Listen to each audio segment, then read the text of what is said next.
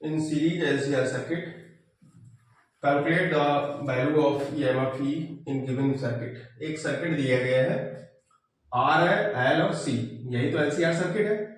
इसके वोल्टेज दिए गए हैं और आपसे E की वैल्यू कैलकुलेट करने के लिए बोला गया है। तो E की वैल्यू मतलब यहाँ पे आपको इसका वोल्टेज निकालना, रिजल्टेंट वोल्टेज कैलकुलेट करना है। तो रिजल्टेंट वोल्टेज आप कैसे कैलकुलेट करेंगे, ये दिया गया है। अब आपको ये ध्यान देना है कि फेजर डायग्राम का, जब फेजर डायग्राम आप ध्यान देंगे तो इसके वोल्टेज आप कैलकुलेट कर लेंगे। तो फेजर डायग्राम इसका होता क्या है, इन केस ऑफ, पहले आपने क्या किया है कि प्योर रेजिस्टेंस सर्किट है तो करंट और voltage across resistance both are same phase. But in case of inductor, inductor का जो वोल्टेज होता है VL, जिसकी वैल्यू कितनी दी गई है 40 वोल्ट, इसकी वैल्यू क्या होगी, ये करंट से क्या होगा 90 डिग्री, लीडिंग कंडीशन में रहता है, leads by angle 90 degree. But in case of capacitor, तो कैपेसिटर की वैल्यू कितनी दी गई, कैपेसिटर दिया गया VC इक्वल टू 100 वोल्ट, ठीक है। तो कैपेसिटर की वैल्यू ये क्या होता है, lag behind to current by 90 degree. तो ये जो फेज होता है इसको π/2 लिखते हैं, यही फेज π/2, ये लेग बिहाइंड रहता है, ये लीडिंग रहता है, ठीक है। ये कंडीशन तो आपको याद होगी, आपको पार्ट 3 में हमने एक्सप्लेन किया है, पार्ट 1 और पार्ट 3 अल्टरनेटिंग करंट, आप वीडियो उनको देख लेंगे तो आपको कॉन्सेप्ट क्लियर हो जाएगा। वीडियो आप बहुत ध्यान से देखेंगे, स्किप ना करें उसको, तो सभी कॉन्सेप्ट आपको क्लियर हो जाएंगे, तभी आप न्यूमेरिकल पे कॉन्फिडेंस दे पाएंगे। तो इसलिए वीडियो प्लीज जरूर देखें, कॉन्सेप्ट ऑफ फिजिक्स बाय अनुराग मिश्रा। तो उस वीडियो पे आपको सभी एक्सप्लेनेशन इसके मिलेंगे, किस तरीके से आप इसका वोल्टेज कैलकुलेट करेंगे। अब देखो, करंट के साथ हमें इंडक्टर की वैल्यू वोल्टेज का निकालना है, ये लीडिंग कंडीशन में, और ये क्या लेग बिहाइंड कंडीशन VC। वैसे करंट, रिजल्टेंट करंट की वैल्यू होती क्या है, जब हम करंट फाइंड करते हैं, वोल्टेज निकालते हैं, तो वोल्टेज कितना होगा, वही EMF, जो वोल्टेज होगा वही EMF की वैल्यू होगी। तो वोल्टेज V इक्वल टू हो जाएगा, इसका resultant V square equal, in case of VR square plus VL minus VC का होल स्क्वायर, और प्लस 2 टाइम्स क्या करते हैं, 2 times VR VL minus VC cos π/2। Angle कितना होता है दोनों के बीच, π/2। तो ये टर्म हो जाएगा 0, इतना टर्म 0 हो जाता है, तो इसीलिए हम केवल इतने टर्म को लिखते हैं। तो V स्क्वायर इक्वल टू हो जाएगा VR स्क्वायर और प्लस VL माइनस VC का होल स्क्वायर। अब आप न्यूमेरिकल पे आएंगे, तो न्यूमेरिकल में देखो क्या दिया गया है, VL की वैल्यू VC की कंपैरिजन में मिनिमम है, इसलिए आपको VL से VC नहीं माइनस करना है। अब क्या करेंगे, VC से VL को माइनस करेंगे, जिसकी वैल्यू मैक्सिमम होती है, क्योंकि यहां पे माइनस की जगह ये होना चाहिए साइन, जो वैल्यू मैक्सिमम होगी उससे माइनस करेंगे। तो VC मैक्सिमम है, तो इस फार्मूले को हम इस तरीके से लिख सकते हैं, V इक्वल टू, इसी V को हम E लिखते हैं, EMF, E equal under root लग जाएगा ना, तो V स्क्वायर यहां पे हो जाएगा VC minus VL whole square, यही टर्म मिलेगा, ठीक है। क्योंकि जिसकी वैल्यू मैक्सिमम होती है उसी का इफेक्ट रहेगा इस सर्किट में, तो VC से VL को हम क्या करेंगे, माइनस कर देंगे। अब इनकी वैल्यू यूज करेंगे सबकी, तो E इक्वल आ जाएगा रूट, VR की वैल्यू कितनी दी गई 80 स्क्वायर, प्लस यहां पे कितनी वैल्यू है 100 VC की माइनस 40 VL की, इसका स्क्वायर करेंगे, तो यहां से क्या हो जाएगा, तो ये इसका स्क्वायर करेंगे तो यहां आ जाएगा 6400, प्लस यहां कितना मिलेगा 60 मिलेगा, 60 का स्क्वायर, जब 100 से 40 जाएगा तो 60 का स्क्वायर करेंगे तो 3600 मिल जाएगा। तो E इक्वल टू आ जाएगा 6400 और 3600 को ऐड कर लेंगे तो कितना आ जाएगा 00 और 6 4 10, 6 3 9 1 10, कितना आ जाएगा 10,000, ये 10,000 आ गया, तो इसका रूट आ जाएगा कितना 100, तो ये 100 वोल्ट आ जाएगा। कितना आ जाएगा 100 वोल्ट। तो इसका जो आंसर होगा वो 100 वोल्ट होगा। तो आप समझ गए। यहाँ पे आपको क्या करना है, VC से VL को माइनस करेंगे। LCR सर्किट को आप जब देखेंगे तो वहां भी ये न्यूमेरिकल का जो बेसिक कॉन्सेप्ट है वो आप जरूर देखें वहां पे वीडियो में। तो वहां पे आपको मिलेगा टाइप थर्ड में अल्टरनेटिंग करंट होगा, उसको आप वीडियो देखेंगे तो ये सोल्यूशन आपको वहां पे कॉन्सेप्ट क्लियर हो जाएगा किस तरीके से करना है। ठीक है, स्क्रीनशॉट ले लेंगे इसका। सेकंड प्रॉब्लम है LCR सर्किट के लिए। तो फॉलोइंग LCR सर्किट, एक LCR सर्किट दिया गया है। When driving by an EMF source of frequency 50 kilo radian per second, the circuit effectively behave like। एक ये सर्किट LCR सर्किट दिया गया है और उसको बताया गया कि ये सर्किट हमारा किस तरीके से बिहेव करेगा, प्योरली रेजिस्टिव सर्किट। तो प्योरली रेजिस्टिव सर्किट के लिए क्या होगा, Z equal to R, impedance Z equal to क्या होना चाहिए R। दूसरा दिया गया सीरीज LCR RL सर्किट और सीरीज RC सर्किट और series LC circuit with resistance 0। तो सीरीज LC सर्किट में यहाँ पे रेजिस्टेंस की तो वैल्यू दी गई है, तो रेजिस्टेंस यहाँ 0 हो नहीं सकता, तो यहाँ पे इस वैल्यू को तो कोई मतलब नहीं। सीरीज RL सर्किट है, RL सर्किट के लिए एक्सल जो इंडक्टिव रिएक्टेंस है उसकी वैल्यू XC से ज्यादा आनी चाहिए। सीरीज RC सर्किट है तो XC is greater than XL होना चाहिए। ठीक है, या प्योरली रेजिस्टिव सर्किट है तो Z इक्वल टू R होना चाहिए। ये वैल्यू अगर कोई भी वैल्यू फुलफिल हो रही तो वही हमारा ऑप्शन करेक्ट होगा। तो इस सर्किट में आपको दिखाई दे रहा है यहां पे क्या दिया गया, जो इसकी इंपीडेंस होगी Z, उसकी वैल्यू क्या होगी root R square plus XL minus XC का होल स्क्वायर। यही तो होता है इंपीडेंस Z। एक्सल क्या होगा, एक्सल इंडक्टिव, आपको रिएक्टेंस निकालना है तो इंडक्टिव रिएक्टेंस क्या होता है ओमेगा है, क्योंकि फ्रीक्वेंसी के डायरेक्टली प्रोपोर्शनल होता है एक्सल। तो ये एक्सल इक्वल टू होता है ओमेगा है। तो एक्सल ओमेगा की वैल्यू क्या है 70 किलो रेडियन पर सेकेंड। तो 70 इंटू 10 पावर 3 किलो है, तो किलो को हम लिखेंगे 10 पावर 3 इंटू रिएक्टेंस की वैल्यू कितनी दी है 100 माइक्रो हेनरी। तो यहां पे 100 माइक्रो की वैल्यू होती है 10 power minus 6, 10 power minus 6 Henry. ठीक है, अब इसको सॉल्व कर लेंगे। तो सॉल्व करने में कितना आएगा देखो 0 और ये 2 0, तो यहाँ 10 पावर 6 हो जाएगा, यहाँ 10 पावर माइनस 6, दोनों कैंसिल हो जाएंगे। तो यहाँ पे वैल्यू आ जाएगी 7, ये 7 एक्सल की वैल्यू आ गई 7 होगी। ठीक है, तो ये वैल्यू यहां से कैलकुलेट कर लेंगे। इसके बाद में एक्सल की वैल्यू 7 आपने कैलकुलेट की है, इसके बाद एक्सी निकालनी। एक्सी क्या होता है 1 अपॉन ओमेगा सी।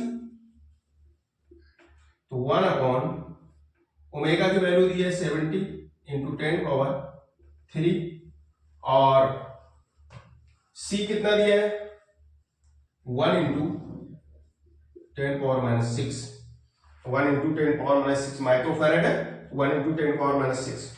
तो इसको सॉल्व करेंगे क्या हो जाएगा, तो एक्सी की वैल्यू आ जाएगी, देखो यहां से माइनस हो जाएगा तो माइनस का 3 रहेगा, तो माइनस का 3 ऊपर जाएगा तो 1000 आ जाएगा, 1000 अपॉन 70, तो 0 कैंसिल हो जाएगा, तो 100 अपॉन 7। तो इसको डिवाइड कर लो तो कितना आ जाएगा, एक बार जाएगा कितना हुआ 3, 7 चौक 28 हो जाएगा, दशमलव लगाएंगे फिर से 20। इस तरीके से जो इसकी अप्रोक्सीमेट वैल्यू 14 आई है, इसकी वैल्यू कितनी है 7 है। ठीक है, तो XC is greater than XL, XC is greater than XL।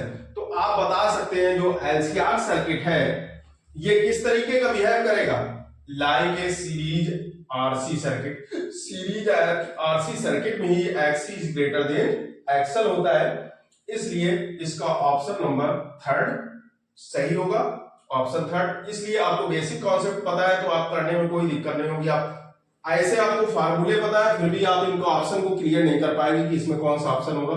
आप इनके बेसिक कॉन्सेप्ट क्लियर है तो जरूर बता देंगे कि कौन सा इसका ऑप्शन होगा। ठीक है, तो आपको ये पता होना चाहिए कि XC is greater than XL होता है वो RC सर्किट में होता है, XL is greater than XC होता है वो RL सर्किट के लिए। प्योर रजिस्टिव सर्किट है तो impedance Z is equal to R होना चाहिए। तो ये कंडीशन आपको आनी चाहिए, ठीक है, स्क्रीनशॉट ले लो इसका। नेक्स्ट प्रॉब्लम है, for LCR circuit what is the resonance frequency and amplitude of current at the resonating frequency condition में। यहाँ पे आपको रेजोनेटिंग फ्रीक्वेंसी निकालना है और एम्पलीट्यूड करंट का निकालना है रेजोनेटिंग कंडीशन में। तो एट द रेजोनेंस आपको पता है रेजोनेंस की जो कंडीशन होती है, रेजोनेंस में reactance, inductive reactance and capacitive reactance both are equal, क्योंकि यहाँ पे जो इम्पीडेंस होता है रेजोनेंस की कंडीशन में वो impedance Z equal to R होता है, ठीक है। तो रेजोनेंट कंडीशन में एक्सएल इक्वल टू होता है एक्सी। जब एक्सएल एक्सी इक्वल होगा तो आपको यहाँ पे रेजोनेंस फ्रीक्वेंसी सबसे पहले कैलकुलेट करना है। तो रेजोनेंस फ्रीक्वेंसी क्या होगा, ओमेगा एल इक्वल 1/ओमेगा सी। तो ओमेगा स्क्वायर इक्वल टू आ जाता है एल सी। तो omega it is the resonance frequency, इसको लिखते हैं 1/√LC।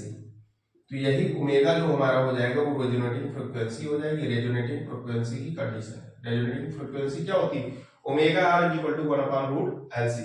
अब वैल्यू आपको यूज करना है इसमें 1/√L की वैल्यू कितनी दी गई, 8 मिली हेनरी। तो क्या हो जाएगा 8 × 10³ मिली हेनरी। इसके बाद C की कैपेसिटेंस कितना दिया गया, 20 माइक्रोफैरड, 20 × 10⁻⁶ ये आ गया इसकी वैल्यू जो दी गई है C की, ठीक है। इसको सॉल्व कर लेंगे, तो सॉल्व करेंगे तो कितना आ जाएगा, यहां से 1/ ये वैल्यू मिलेगी, 8 का मल्टीप्लाई करेंगे 2 में तो यहाँ पे हो जाएगा 16, और इसमें कितना हो जाएगा 1 माइनस हो जाएगा, तो यहाँ हो जाएगा 10⁻⁸, ठीक है। तो ओमेगा आर इक्वल टू आ जाएगा, ये ऊपर जाएगा रूट से बाहर होगा तो 10⁴/4, ठीक, यही तो मिलेगा। यहाँ पे इससे माइनस हो जाएगा एक 0, तो यहाँ 10⁻⁻2 मिलेगा, 10⁻⁻2, 10⁻⁻6, 10⁻8 हो जाएगा। 10⁻8 का रूट ले लेंगे और 16 का रूट होगा 4, 10⁻8 का -4 जब ऊपर आ जाएगा तो 4 हो जाएगा। तो इसको सॉल्व कर लेंगे तो इसको क्या लिखेंगे, 100 × 10⁻²/4, 4 से डिवाइड कर दो, 2 बार जाएगा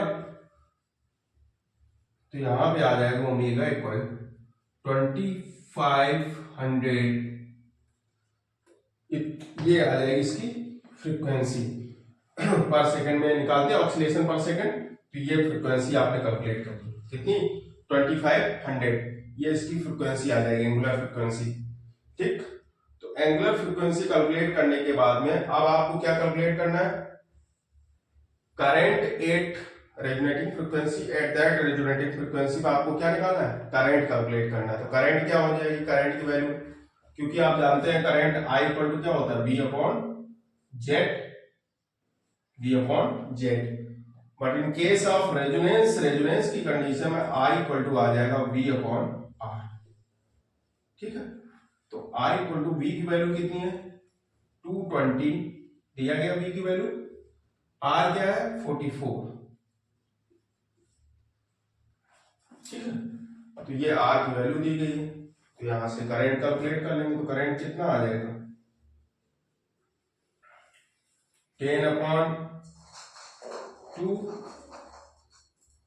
तो 5 एम्पियर इसका करंट आ जाएगा, कितना 5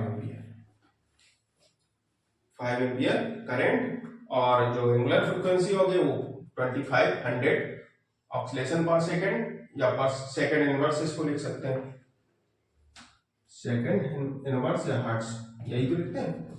तो ये आपने कैलकुलेशन कर लिया, बहुत सिंपल है। बस आपको रेजोनेंस की कंडीशन याद रखना है। रेजोनेंस में impedance Z equal to R रहता है, तो Z इक्वल की जगह आपको R यूज करना है। XL इक्वल टू XC से रेजोनेटिंग फ्रीक्वेंसी आपको कैलकुलेट करना है, resonating frequency X omega R is equal to 1/√LC। इस तरीके के डायग्राम के जितने भी आपको न्यूमेरिकल मिलेंगे उनको सॉल्व करना, और सॉल्व करने के बाद में आपको कमेंट में जरूर लिखना है कि आपको किस जगह पे कौन सी प्रॉब्लम आई, उस प्रॉब्लम को मेंशन करना। तो हम और भी वीडियो इस पे बनाएंगे इसी तरीके के प्रॉब्लम पे। प्लीज चैनल को लाइक एंड सब्सक्राइब कर दें और बेल आइकन को प्रेस कर दें, जिससे आपको नेक्स्ट क्लास मिल जाएगा टाइम से। ठीक है, थैंक यू। नेक्स्ट प्रॉब्लम है NCR circuit. In the circuit show below, एक सर्किट दिया गया है जिसमें आपको रेजिस्टेंस दिया है और इंडक्टर दिया है, इंडक्टिव रेजिस्टेंस 4 ओम और रेजिस्टेंस दिया गया है। The AC source has voltage V equal to 20 cos omega t volt, cosine wave है इसमें, एंड फ्रीक्वेंसी दी गई है angular frequency 200 radian per second. Calculate the amplitude of current. तो given that V equal to दिया गया कितना 20 cos omega t। तो आप जानते हैं V इक्वल टू क्या होता है, V naught cos omega t। तो V नॉट की वैल्यू क्या आ जाएगी, V naught equal to 20 volt, ये V नॉट आ गया। इसके बाद ओमेगा इक्वल टू दिया है 200, 2 into 10 power 3 radian per second, ये ओमेगा की वैल्यू है। ठीक, आपसे कैलकुलेट करने के लिए बोला है amplitude of current question mark, current आपको कैलकुलेट करना है। ठीक है, आते हैं सर्किट में। सर्किट में आपको देखो दो रेजिस्टेंस दिखाई दे रहे हैं, एक तो 6 ओम है, एक 4 ओम है, दोनों किसमें सीरीज में है। तो 6 ओम 4 ओम सीरीज में है, तो रिजल्टेंट इसका कितना आ जाएगा, R is equal to 6 plus 4 equal to आ जाएगा 10 ओम। कितना हो गया 10। अब आपको कैलकुलेट करने के लिए जो इसमें बोला गया है कि एम्पलीट्यूड ऑफ करंट, तो सबसे पहले तो इसका इंपीडेंस कैलकुलेट करेंगे, क्योंकि हम जानते हैं कि जो I नॉट है peak value of current is equal to V naught upon Z, V naught upon Z.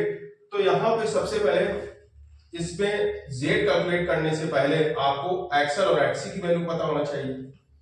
तो इंपीडेंस जेड इक्वल टू होता है root R square plus XL minus XC का whole square, XL minus XC का whole square. अब आपको XL calculate करना है, inductive reactance calculate करना है। एक्सएल इक्वल टू क्या होता है, ओमेगा है। ओमेगा कितना दिया गया है, 2 into 10 power 3, 2 into 10 power 3। L क्या है 5 into 10 power minus 3, micro Henry है तो माइनस 3 हो जाएगा, प्लस 3 माइनस 3 कैंसिल हो जाएंगे, तो 5 इंटू 2 10, ये एक्सएल की वैल्यू आ गई 10। ठीक है, अब आपको एक्सी कैलकुलेट करना है, तो एक्सी कितना हो जाएगा 1 अपॉन ओमेगा सी। तो 1 अपॉन ओमेगा की वैल्यू दी गई है 2 इंटू 10 पावर 3।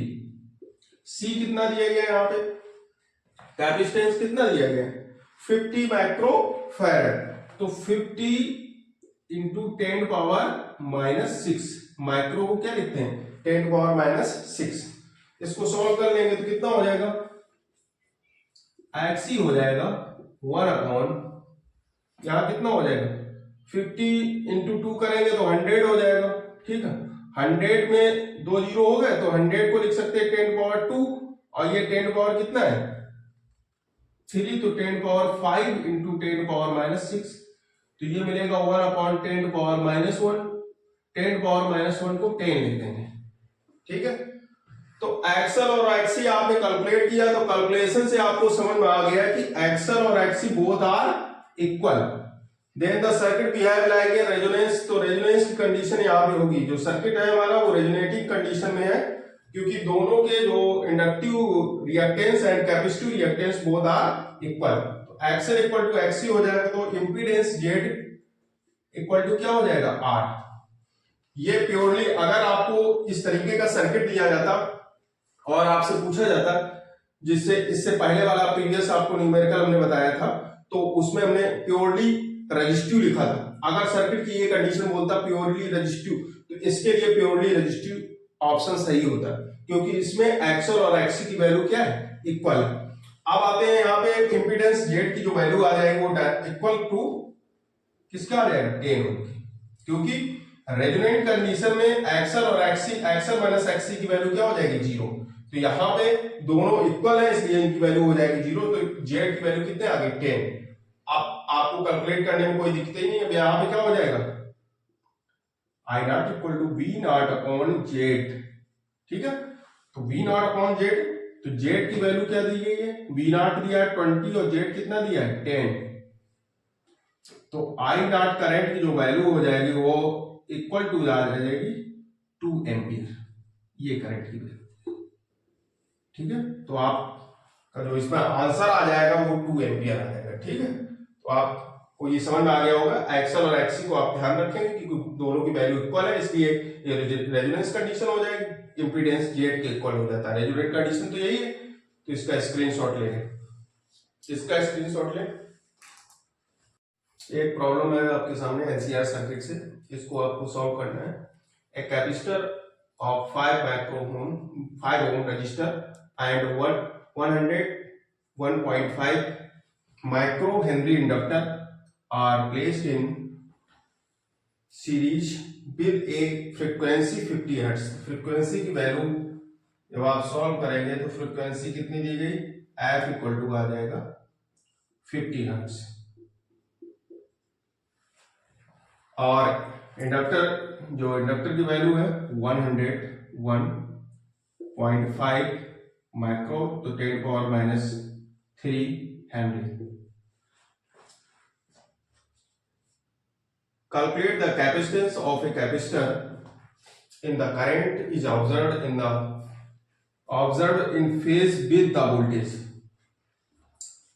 करंट हमारा वोल्टेज के हिसाब से इंक्रीज कर रहा है, मींस वहां पे आपको जब इंक्रीज करेगा, जिस तरीके से वोल्टेज आप दे रहे हैं सर्किट में उस रेशियो में करंट इंक्रीज कर रहा है, इसका मतलब वहां पे रेजिस्टेंस की वैल्यू मिनिमम है। तो रेजिस्टेंस मिनिमम होगा तो करंट जिस सर्किट का इंक्रीज करता है तो वहां पे रेजोनेटिंग कंडीशन रहती है, तो वहां पे हो जाएगा एक्सल इक्वल टू एक्सी,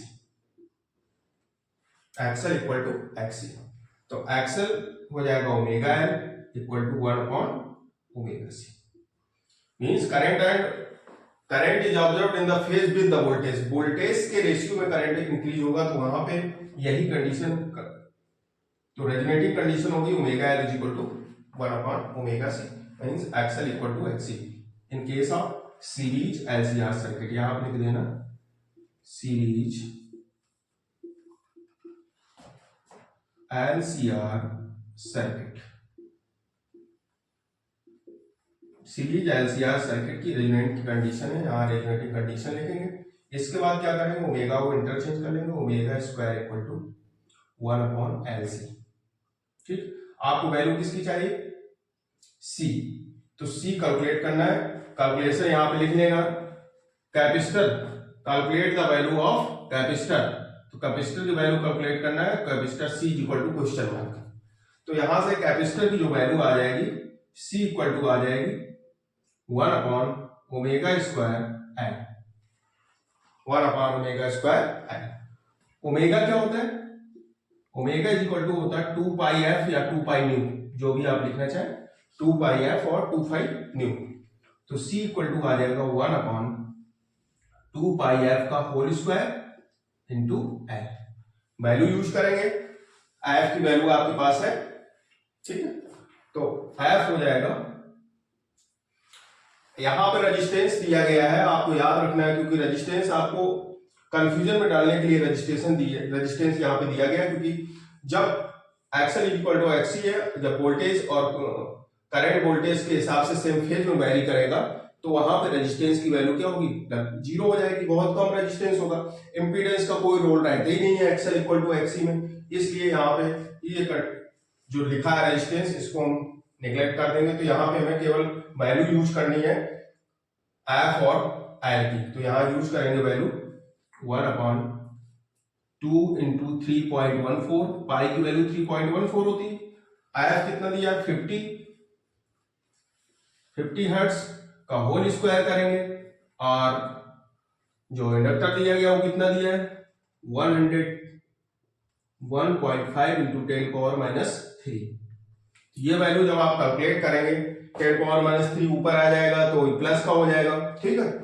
इसका स्क्वायर कर लेंगे तो इसकी वैल्यू लगभग मिलेगी C approximately equal to the C की जो वैल्यू होगी वो अप्रोक्सीमेटली इक्वल किसकी हो जाएगी, ये वैल्यू हमारी हो जाएगी equal to C approximately equal to the 100 into 10⁻⁻6 farad में आ जाएगी, ये वैल्यू आ जाएगी। क्योंकि फैरेड कैपेसिटेंस कैलकुलेट करना है तो C इक्वल टू आ जाएगा 100 माइक्रोफैरेड। 10⁻6 को माइक्रो लिखते हैं तो 100 माइक्रोफैरेड। ये अप्रोक्सीमेट वैसे 98.5 आएगी ये वैल्यू, जब आप कैलकुलेट करेंगे तो 98.5 के अप्रॉक्स आएगी तो लगभग 100 माइक्रोफैरेड हो जाएगी। तो इसको आप सॉल्व कर लें, स्क्रीनशॉट ले लें।